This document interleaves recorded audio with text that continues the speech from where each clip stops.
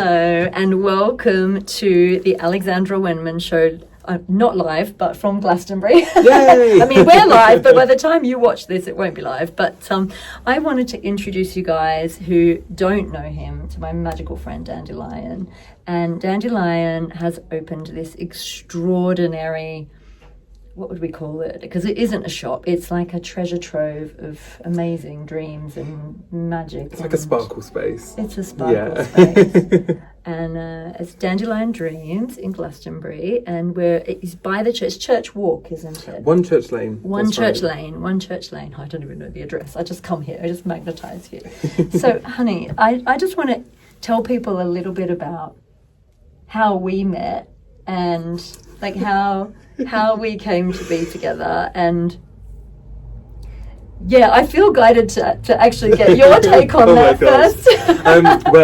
It is one of those stories where you kind of have to a little bit, but certainly we'll share. So, a wonderful festival called Wonderment Festival, and I was going for the first time, and I didn't know what to expect. I knew what I would be giving to that space, and I saw the list of workshops, and I saw that you were doing a channeling session.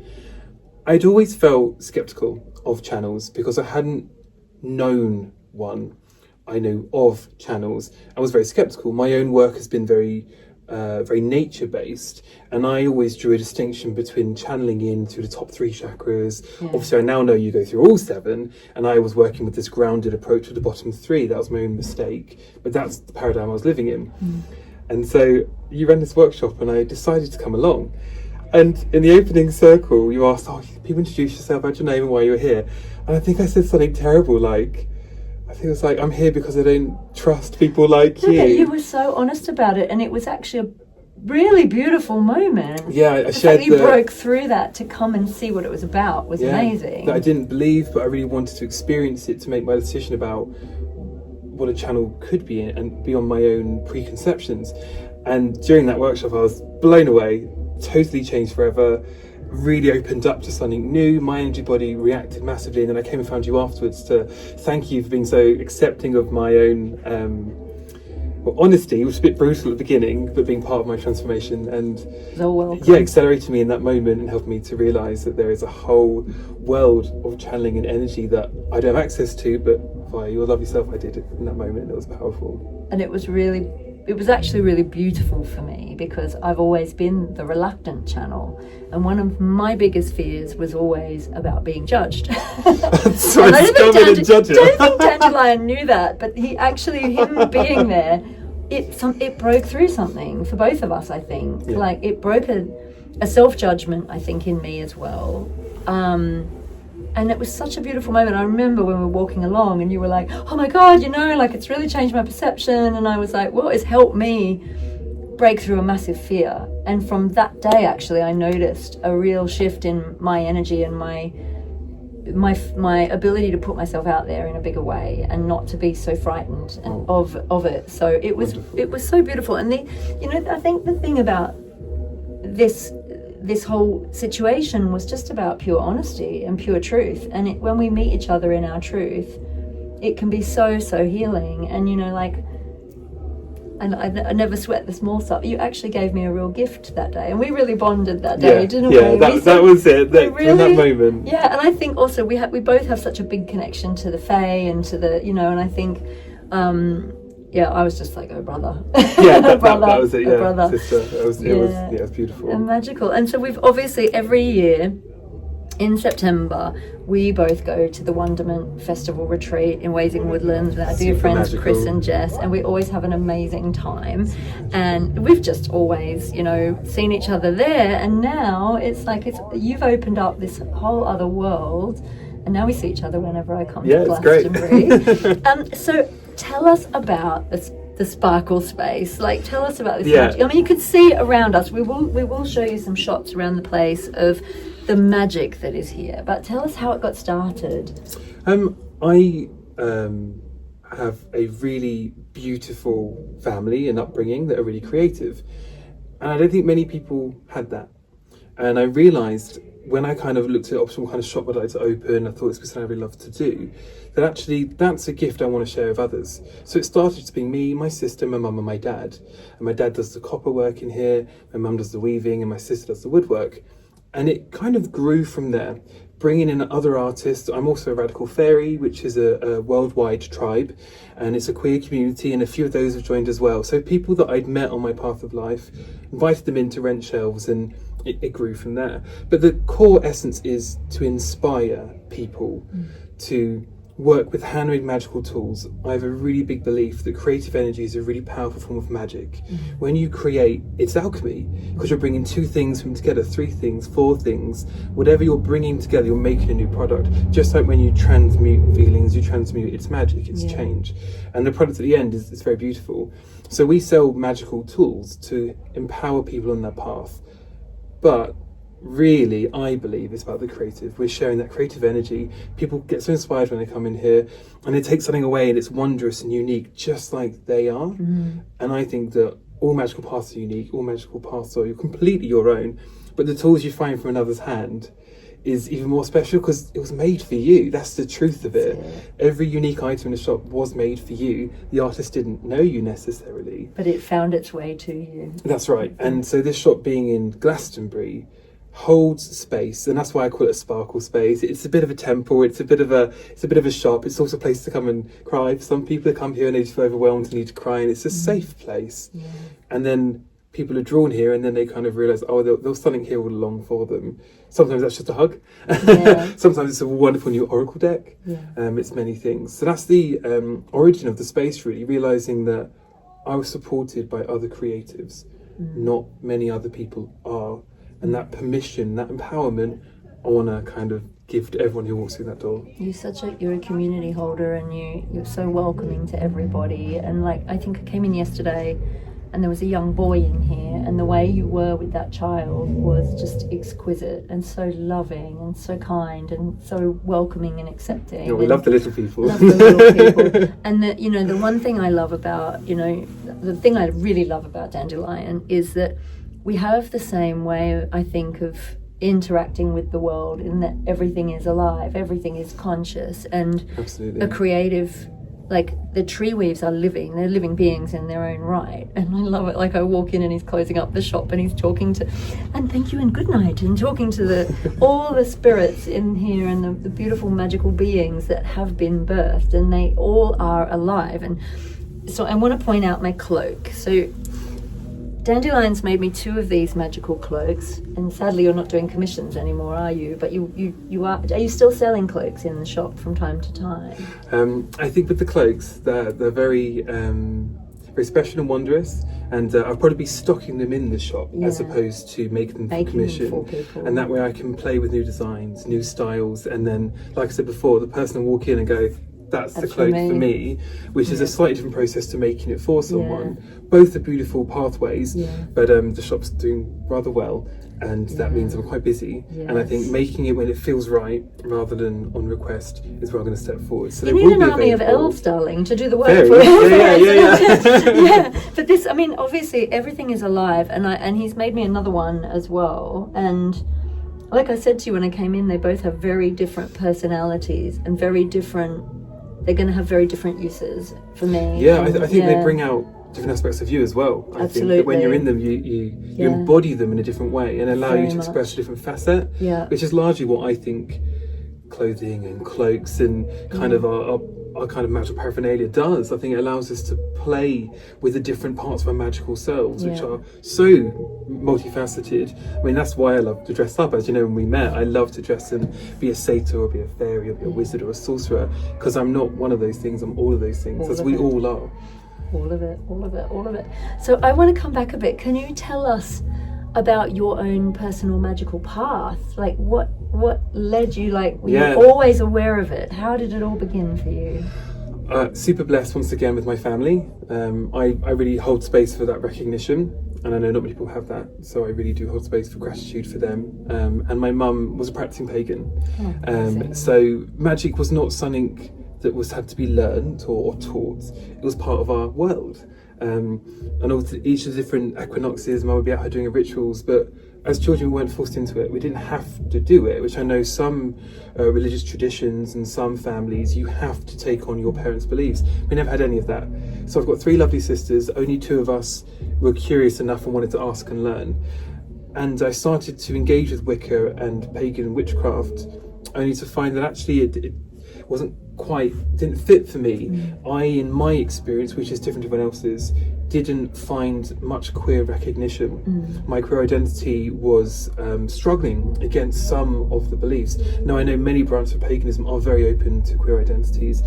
I didn't feel in my experience it was. So I started to explore, and I was super blessed to get into Bath University and do a philosophy course where I looked at different religious traditions. What was so magic about that was that my final project was a creative enterprise where you could basically create anything and do a big iBook, which was a new technology at the time, probably old now. Wow. And one of my tutors, I'll name her, Mimi Thiebaud, a fantastic author and writer, recognised in me something a bit different and just said, you know, I'm going to support you with your creative enterprise. And I decided to do a meditation mindfulness week where it would be inviting different speakers from different traditions to offer meditation to the students of Bath Spa. And the idea was that each of these teachers would celebrate the spiritual unity and diversity. That was my main mission at that point in my life. Many of those teachers after each class came and spoke to me afterwards and just said, I think it's great what you're doing. If you want to come along to my workshop or come and sit with me. So I was so blessed that I then, after uni, went and sat with a shaman and studied with her for a while, went and sat with a sound healer and kind of trained with her, and was able to sit with many different traditions. So I really promote experienced magic, experienced pathways, which is why I wanted to come to your workshop when we first met at Wonderman. I am an experiential person. I could read many books, and I wouldn't feel, for me, that was the experience I needed. It's about embodying it, really, isn't it? And absolutely, yeah. And I think for me, my magical journey, my queer journey were very closely intertwined, perhaps because they felt rejected early on in my upbringing with the pagan books I was reading at the time. So my journey led me to finding animism, which is exactly what you were just talking about. Everything has spirit, everything has soul.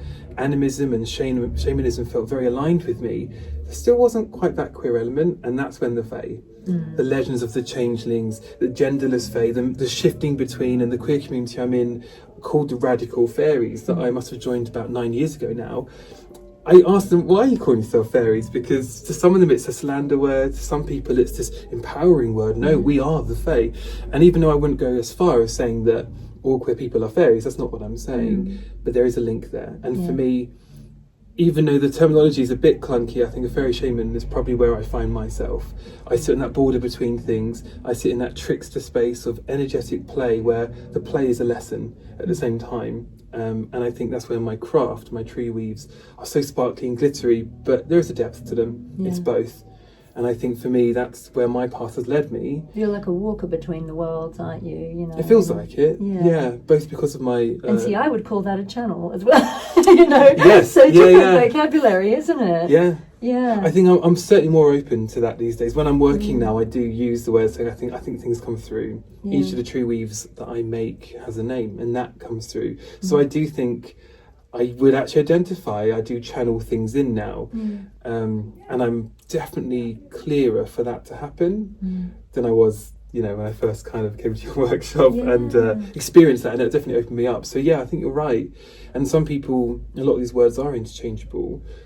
I really value when we can share a space where the words are our words, but the meaning is shared in the knowing between two people. Knowing. It's in the space between there, That's isn't it? It's the I get you, I see you. It's what are some of the misconceptions about the queer path that you found? I mean, obviously, how would you, for someone that's new to it all, that has no understanding, if you needed to break through judgment, for example, not that you have anything to prove, but if people were sitting in that space of, I don't know what that is, and they might be a bit reluctant to know more, have you dealt with that? Have you had to kind of confront that, or talk to people about that, or explain more about what it is? Or I mean, it's a big question, and I have a few interesting pathways to offer in return, which is, I think that when we're faced with judgment in spiritual traditions particularly, there is a pattern and a trend.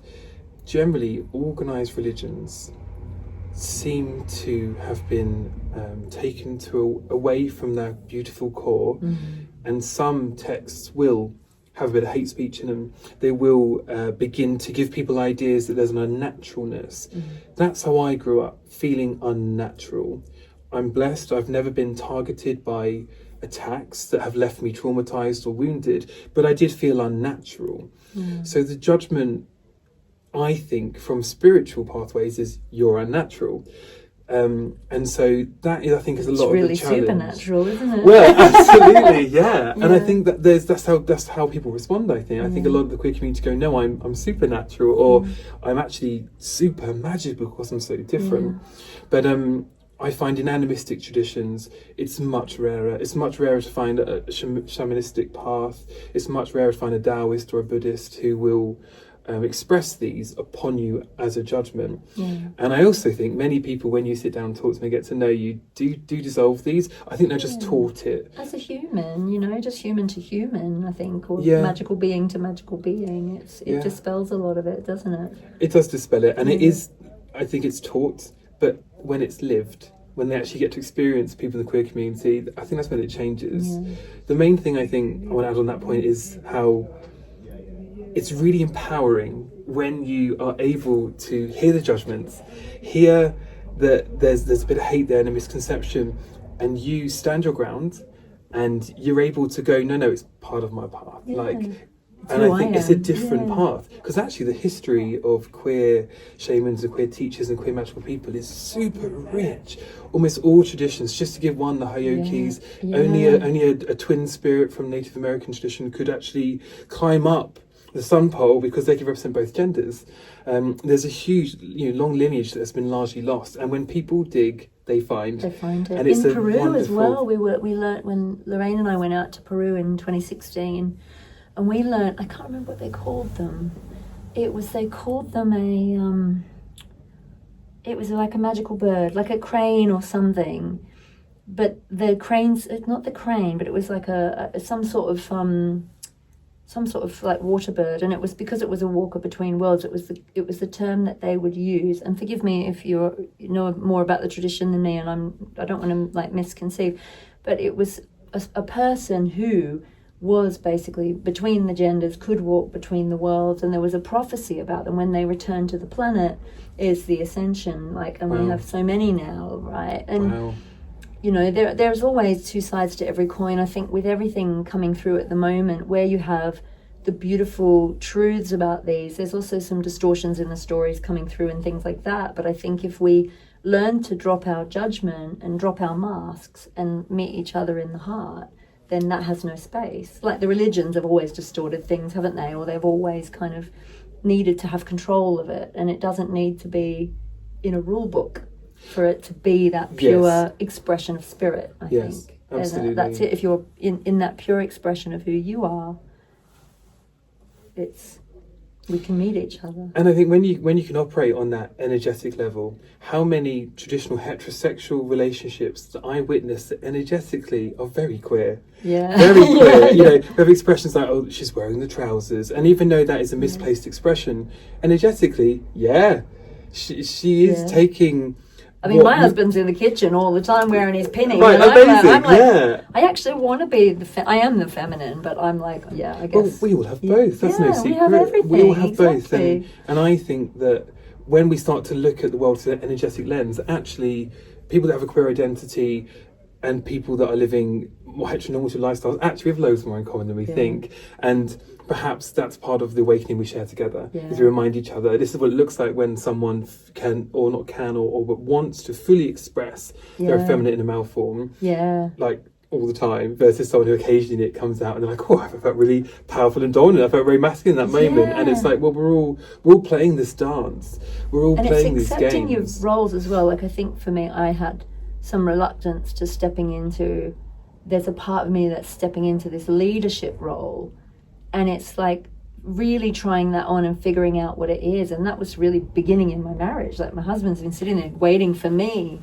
to kind of lead, and I've been sitting there going, hello, you know, and then both of us had kind of met this hiatus, and actually I kept getting this message, he's going to follow you anywhere, you've got to decide. And I'm like, I'm Libra, I can't decide, you know, and then my Aries rising is like, so I'm now like, now I'm in that place, and you know, I'm like, all right, come on, I will support him, and now he's growing, and like it's just become this amazing thing. I can step into that power of that balanced feminine masculine and know that I don't have to be masculine to own my divine masculine. That's right. You know, Absolutely. It's amazing. It's been really, really clarifying. It's an interesting path because it twists and it winds and it throws up new parts of your identity that you never knew you had, doesn't it? It's like, that's right. Yeah. Yeah. I think for me, a symbol that I find super queer. Not many people talk about this as a queer symbol, but I find it really helpful. Is the yin yang. Yeah. I was obsessed with it for a good, well, I still am actually,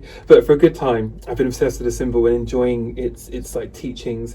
It has an earlier formation before the Bakua diagram we use now, the yellow path, where it was 3 rings, and the ring on one side would be black and then white on the other, and yang energy and yin energy, and that different symbol, it's where we meet in the middle. There's like a line in the middle where you could perceive it as genders meeting, perhaps, but a little bit of each of the bindus is the colour of the opposite. And I think someone can sit and study on that and see that in each divine masculine is a bit of divine feminine, and when you spin the yin yang, they become each other. You know, like the way that it kind of denotes that all things become its equal and opposite.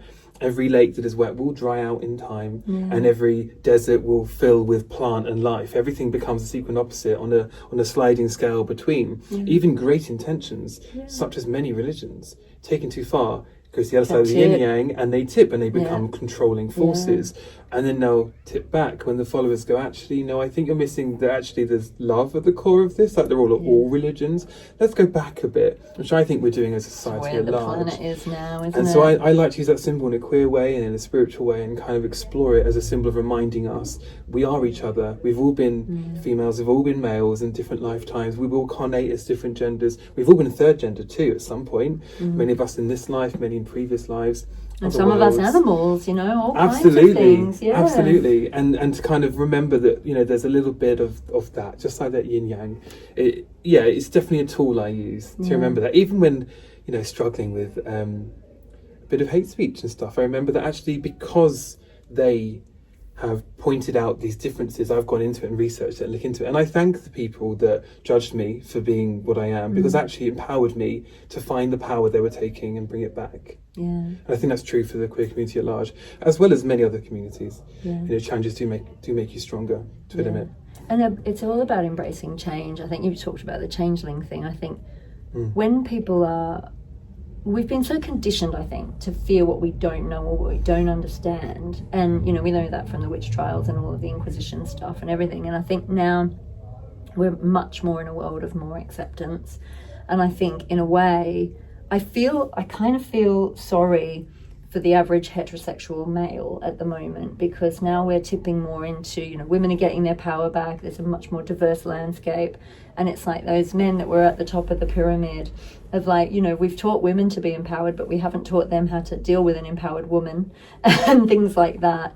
But I feel like needs to be, it almost feels like it's tipping a little bit, like you said, the scales are going a little bit over into that way until it levels up, and then everyone can just meet each other in that beautiful balance. I absolutely agree. It needs to go a bit extreme before it balances out. It's like a pendulum. But I really, I kind of share that space of feeling for like my like heterosexual brothers. Like, I really do feel for a lot of them, because I feel gifted with a sensitivity that sometimes makes me a weepy mess in the corner, but other times means I can really empathetically connect with people.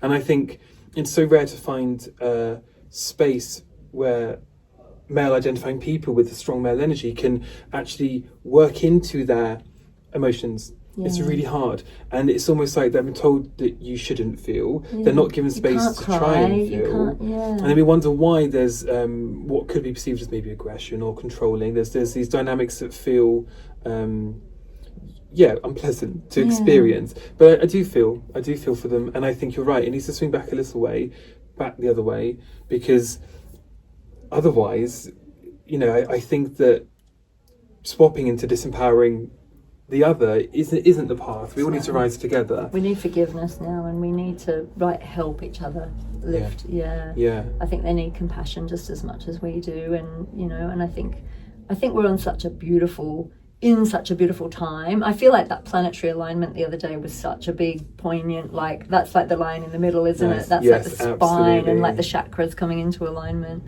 But I feel like you being here, I do feel like you and I think I want to talk about this because I feel like you were moved here. I feel like you are a key placeholder at this time on the planet in the heart chakra of the planet. Do you feel that you've been guided here? What do you feel your role is like? I do feel that, mostly because, to be completely honest, I didn't choose it, and quite often when you don't choose it, it flows.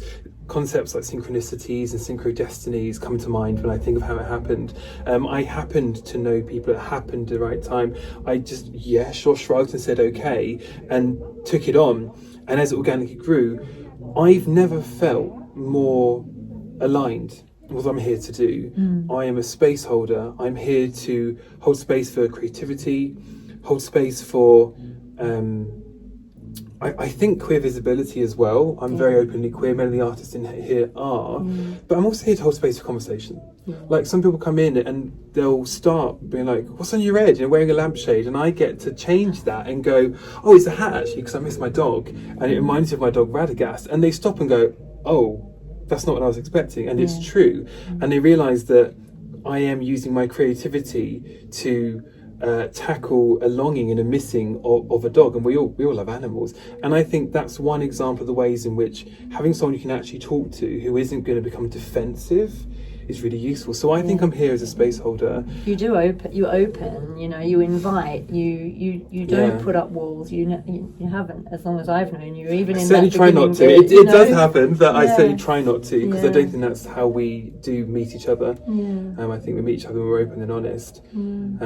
So I think that's what I'm here to do. And I also think that Glastonbury is so wanting to embrace everybody in a massive hug. But I think to do that, I think the visibility, and I do think when I lived here 5 years ago, my experience was quite different. And I kind of have no desire to start raising rainbow flags, but I do have a desire to put a little rainbow above my door. Rainbows are all lovely. I do love them, but I think Rainbow tribe. It is true. It's everybody's symbol, but I think for me, it's less of a political position. I'm not here to hold political ground. No, I'm here to hold energetic space. I think that's what it is, and I strive to do the best I can in doing that.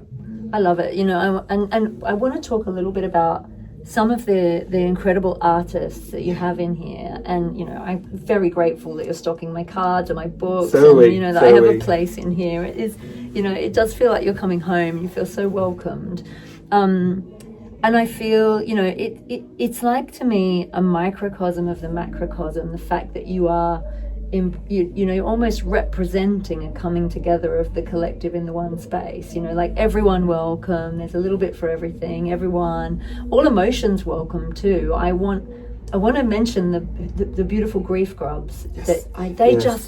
They touched me the first minute I saw them, and I really felt the energy of the intention behind them. Can you tell us a little bit about them?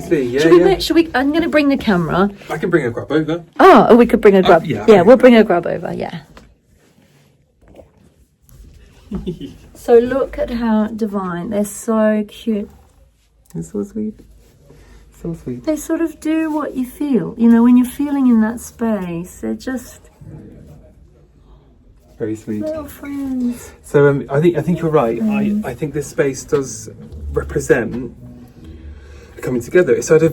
We call ourselves the Arts and Crafts Tribe. Dandelion Dreamz, the Arts and Crafts Tribe, because we chose the word tribe. We wanted to make it's a co-op model, but we wanted to make it mean something more. And you're right, we are a diversity tribe. There's 22 artists.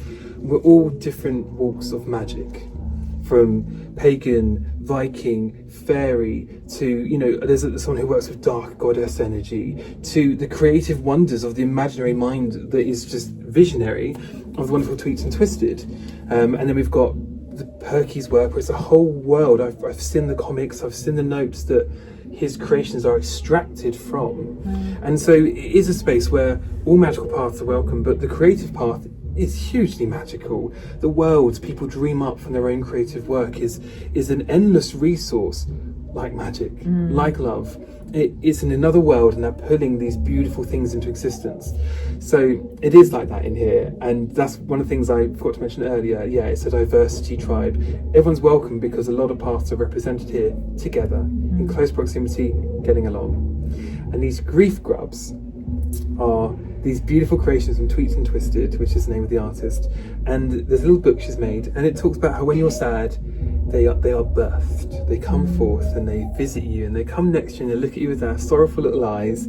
And by empathizing with your pain, they take it in themselves, but it doesn't hurt them, it nourishes them. So like a tree takes in carbon dioxide. That's it, absolutely, yeah. So they take in those difficult emotions and they comfort you in that moment, and they feel very comforting. They're really magical. I can feel this pulling out old sadness. Like, this one might need to come home with me. Absolutely. And the design of them is wonderfully simple but effective. That's what I really love. Everyone has a unique face. Everyone is different, but they're all the same in the way that they have the same structure, and they have the same kind of comforting feeling. So that's one of the items which comes from Tweets and Twisted's world of her imagination, her mind. She's pulled this forth, and they're so popular because they are largely unique to her. But we all share the common need to process our feelings of grief. So it's finding a common need but a unique avenue.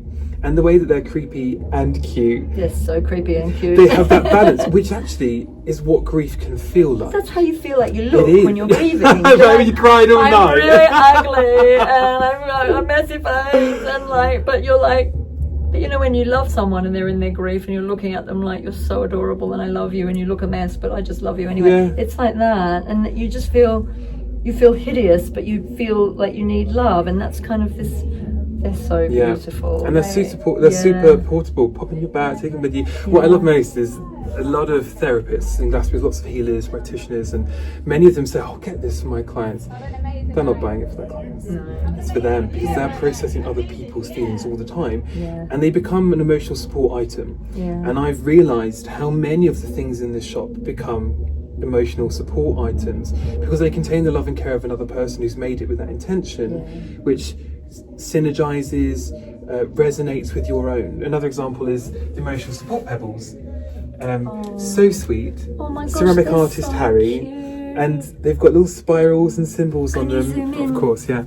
Oh, so look at the just face. that little smiling face is a little reminder. Lovely symbols etched on there too. It's a ceramic emotional support item, and it's another item in the shop where it's made with love and care, and someone will see that face in a moment of lowness and go, okay, you know what, if this inanimate rock is smiling at me, it's the more animate world than I think. You know, and I think a lot of people react to it differently, but it just takes a small smiling face. It's almost like it's going, it's okay, it's gonna be okay. Absolutely. And so we have a lot of items in here that are emotional support items. Could we just keep this grief up to one side? Of course, that one's of mine. course. I think that one wants to come home with me. Oh my God, sweet being. And I want to talk about the tree weaves, which are your babies. And, you know, I have 2 of your tree weaves, and I've given others as gifts now. And of course, they adorn the wonderment space. And the one that I have, which is in my window of my office, as you were saying, the rainbow one with the swing. That's where I do my therapy. And I open that, when I open the blind, and the light comes through, and I'm always reminded that there's a little fairy sitting in the swing, like keeping me company, you know, supporting me. And it opens the portal through the other worlds through joy. I really feel like it allows that balance. So tell us about how these were birthed, because absolutely, I'll get one as a little sample. I love the mushrooms. So the white cat, oh my God. I'll bring this one back a little bit here. So with these ones, it begun with me making traditional Native American dream catchers, and then I brought a few of them to some festivals to decorate altar spaces, believing they would help hold space, which the Native American dream catcher isn't traditionally supposed to do.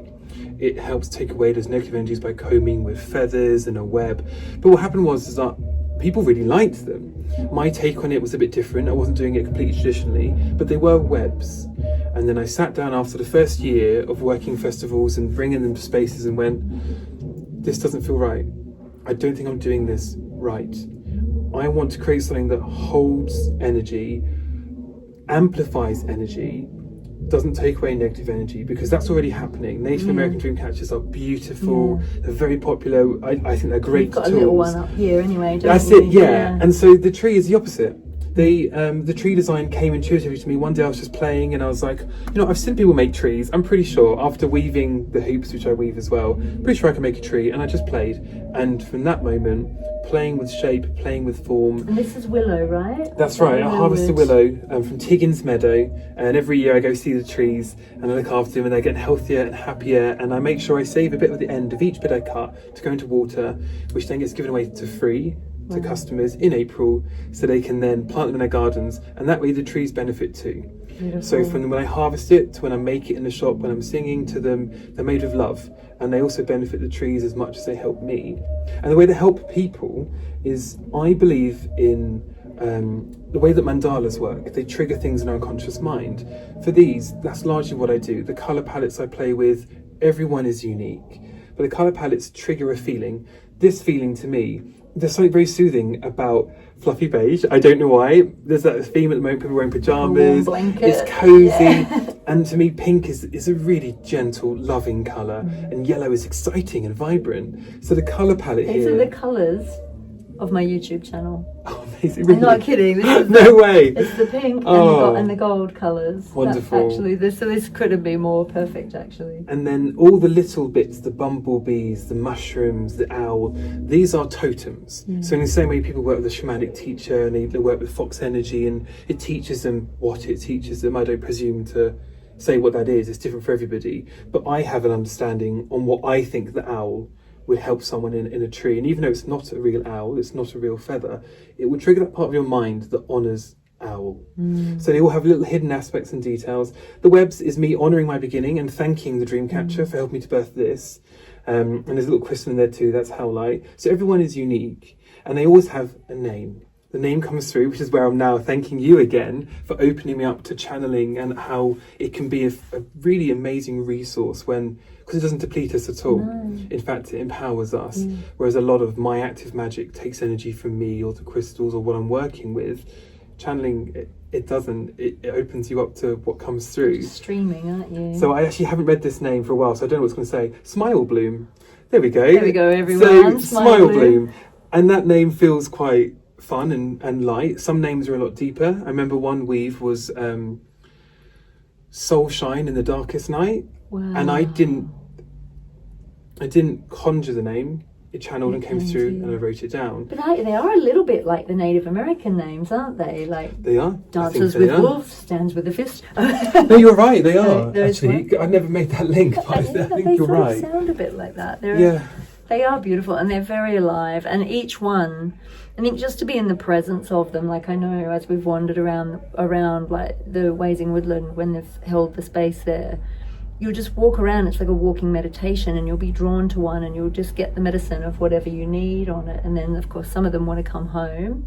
And as I said, I've gifted them to friends. Like I've just looked at one and gone, I know who that's for, and and you made me the most beautiful little one. Yeah, so sweet. The little red berries, and they're always a joy to make. That's the thing. I'm singing to them because I'm super lucky. I have found something that makes me radiate with joy. I just love them. They're always different. I couldn't repeat them if I tried. But because they hold space for other people, like a tree does, it kind of aligns with what I tried to do when I tried to be a one-on-one energy worker. I wanted to hold people up. I wanted to support them and empower them. That's not actually how it works. I realise that. I can't do that. That's not what healing looks like to me anymore. I can't do that for the people I want to help in this world. I don't have the resources. Making these, they kind of do it on my behalf. And I think they go out there and they help people with whatever they're going through, what they're doing. And it's all intuitive when I'm doing it. I don't necessarily plan them unless someone asks for a particular shape. But I feel so lucky in what I found that goes into it. Me singing, me loving what I'm doing, have a little boogie goes into them. And I think that's what people feel. They feel that and go, oh, I want to feel that too. And we all can, all of us can. I found it in working in this shop and making tree weaves and opening this tribe. Other people will find it in other ways, but we can find that path, and I hope everyone does find it. I love it. And what plans have you got for the future of the space? And do you know, or are you just seeing I how certainly it do. I am a unfolds? Capricorn. I have a Sun Capricorn, as you know, with Yeah. Ascendant Leo. So the planning is in the pipeline. the planning is exciting for me. I love planning. So I would love to think in a 5-year period there'll be a bigger space in town, which means more artists. That's what it means. It means opening up to more people joining the tribe. It means spaces where we can run workshops, teaching our crafts. That's it. More events, like we want to do a book signing with you, where you come and sign people's oracle decks. So we stock both your water and your fire Archangel Oracle, and now 2 of your poetry books. The new one, like the new poetry book isn't stocked anywhere, by the way, but Dandelion's stocking it here. So it's so exciting. First shop. So when you come along and sign that, at the moment it's a lovely little shop, but imagine a bigger space, more people could come, and we can be working with people face to face in a space that can accommodate those people. So my vision is to have a larger space, but also to go to festivals like Wonderment, Queer Spirit, other spaces where actually a Dandelion Dreamz tent, and on that name, it's not about me, it's not dandelions with an apostrophe, it's the plant, which is a great teacher to me. I chose the name Dandelion because I want to live like the plant does, resilient. It has so many different aspects to it. And then you're always sowing seeds, and Yes, there's the seeds yes. on the wings. Yeah, so it's my greatest teacher and inspiration. So I'd love to see a tent at festivals that people can go in and either feel inspired by what's there, or learn a craft, And or create have a reading. You know, it's a tribe, and we all bring our skills to it, because everyone in the tribe has a different role, a different gift, a different path.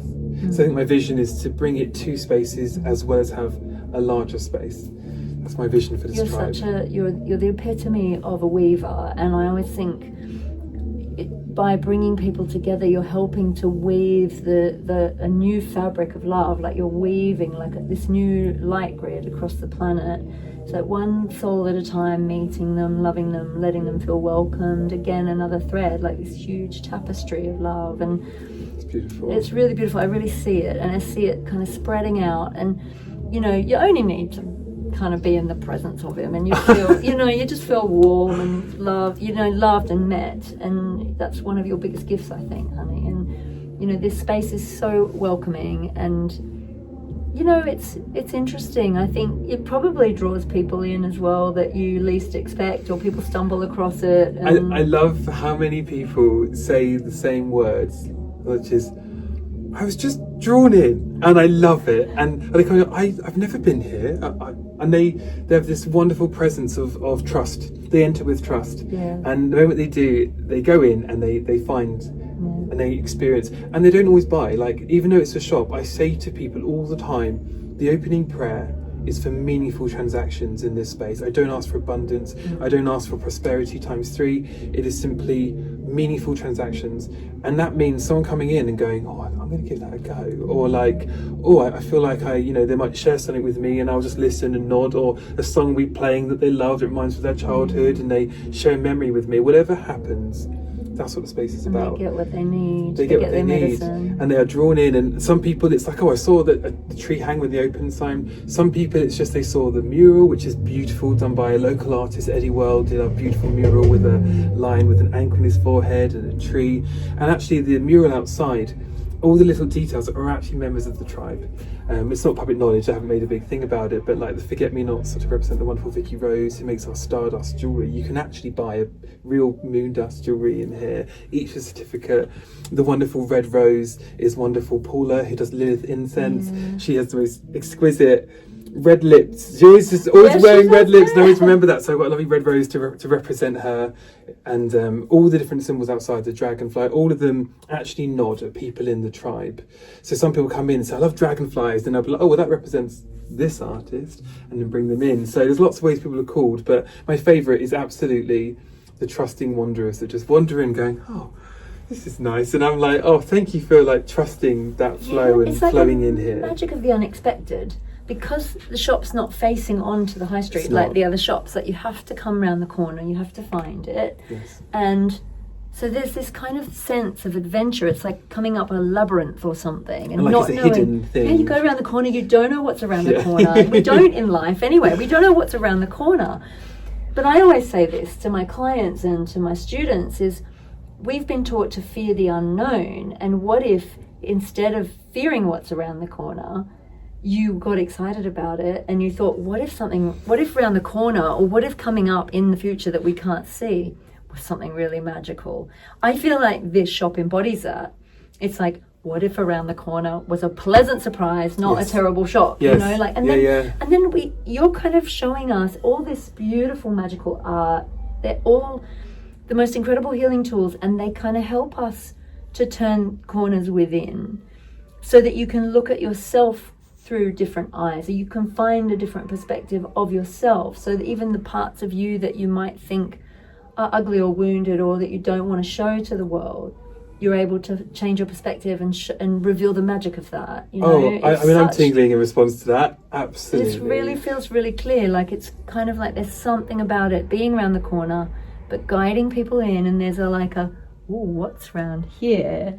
And it just like, oh, what a surprise, what a pleasant surprise, what a magical surprise. If we turn that fear into excitement. Yeah. And isn't there some, I might be completely wrong here, but isn't there some psychological evidence to say it's the same part of the brain that registers fear and excitement? Yes, very similar. Yes. Anxiety and excitement are very much on the tipping Yes. point. So if you tell your body you're excited, my Yeah. friend Lorraine always says this, Amazing. if you tell yourself, if you feel anxiety, but you tell yourself you're feeling excited, you can flip it very quickly.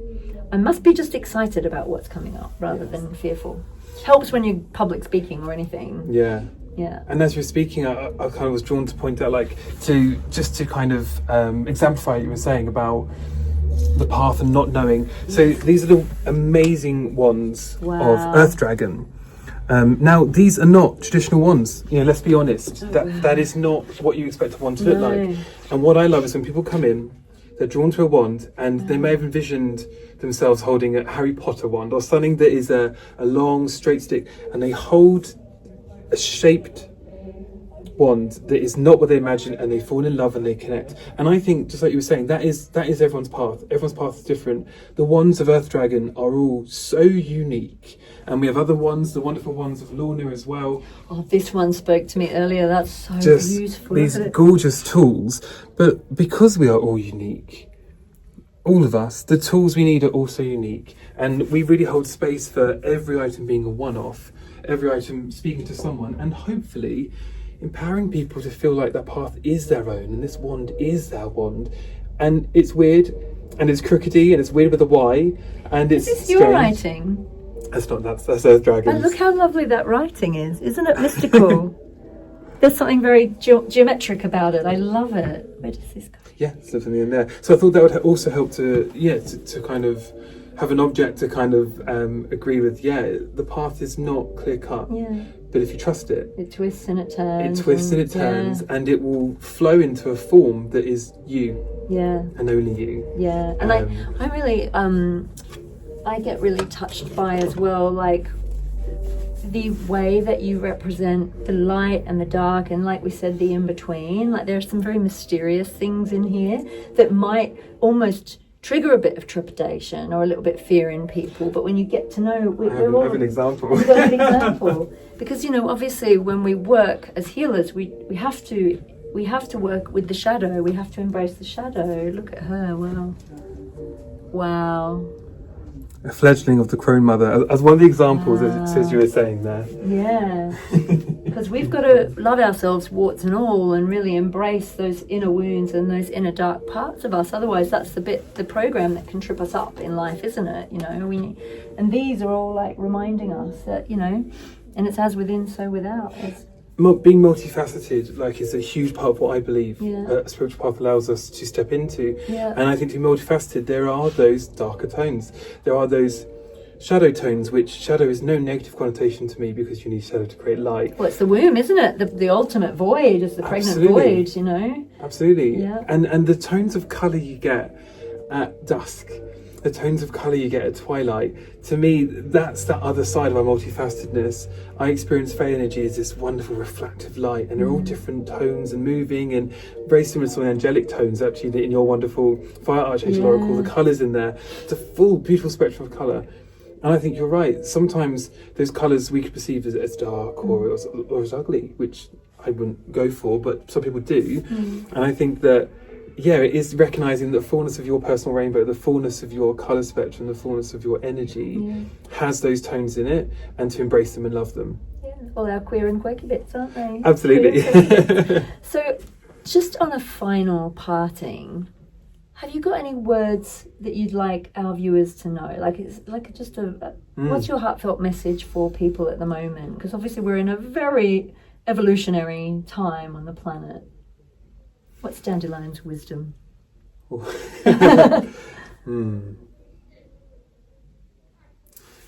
think it's got to be based on my own, journey, because my life has informed who I am right now, like all of us. I think you have to show people what you are. And I think the difference in who you are and what you are is very different. Who we are is identity we create, but what we are, that is this numinous, unknown, ever-changing thing. What you are in the moment is so different, because you could be wearing a cloak and embody a beautiful deity. You are that deity in that moment. Embody it, live it, and be it. That doesn't mean go to ego. It means be your honest integrity of what that is in that moment.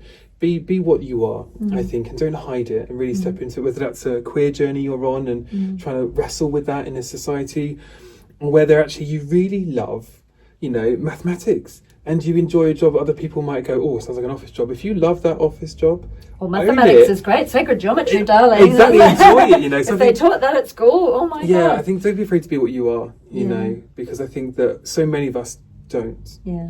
But if you do share with the world what you are, it's like every flower in a meadow. It blooms unabashedly. It doesn't look at its neighbours. It just blooms. I got this ring made at the Wonderment with my husband, and it says acceptance. Beautiful. And I think that is the key word, isn't it? Yes. Be accepting of all parts of ourselves and each other. Be what you are. And we would not need to go to war or have any issues on the planet, would we? Total unconditional love. Yeah. And enjoy the journey of what you are. Like, I still don't know. I've still got so many... Still don't know. So much of me that will become, there's so much to give. And until I leave this life, I'm still going to give. Yeah. And that's the journey. And I think that's why maybe the what is like, what is it? It's an endless question. And to enjoy that. And to not feel like you need to pin it down. Yeah. I use the word fairy shaman to use language as a tool of communication. But actually, it's very noumenal what I am. It's very unknown. I don't know. Because the moment I probably go, right, that's it. It'll probably change. It'll change. It will change. That's the nature of all things. Yeah. So I think that there's a duality there, isn't there? There's a paradox. Yeah.